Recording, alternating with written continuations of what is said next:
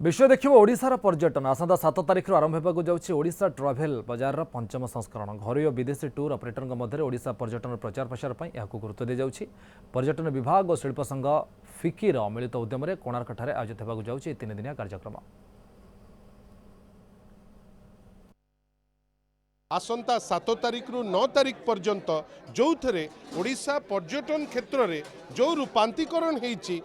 आहुरी आगेवा आपण जानी खुशी हेबे 16टी देशरू आसुचंती निवेशक जो माने एठी निवेश करिवे पर्यटन क्षेत्र में 3000 back to back meeting eco retreat रे हबो।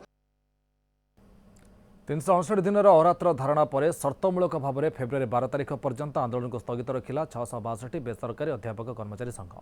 बुधवार ठारू राज्यर 784 कॉलेज अध्यापक कलाब्याज पिंधि शिक्षादान करेंगे। दिन 11 11:30 पर्यंत कॉलेजगुड़िक सम्मुखें आंदोलन समान काम को समान ग्रेड पे आधार दरमा पेंशन प्रदान 2018 जिओ कर्मचारी को अनुदान परिसरभुक्त करने सप्तम वेतन कमिशन आधार दरमा प्रदान भली 4 दफा दाबी नहीं आंदोलन करुले 662 वर्ग अध्यापक उच्च शिक्षा सचिवों सह आलोचना पर आंदोलन को सर्तमूलक भाव स्थगित रखा जायछि।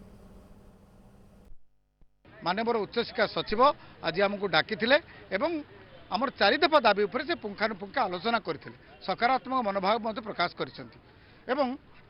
टेलीफोनिक माननीय उच्च शिक्षा मंत्री सहित आम कथाई प्रणब प्रकाश दास सहित कथाई समस्ते अनुरोध करछंती आपण आंदोलन ओहर जातु पिला पाठपढ़ार मनोनिवेश करूँ आम आप कथा निश्चय बुझू तेणु आम सम्मान जन कथा को विश्वास करी 8 तारिख शेष इंटर मिनिस्ट्रियल कमिटी को सम्मान जन आम आज आंदोलन को स्थगित रखिलु शर्तमूलक भाव स्थगित रखीचु।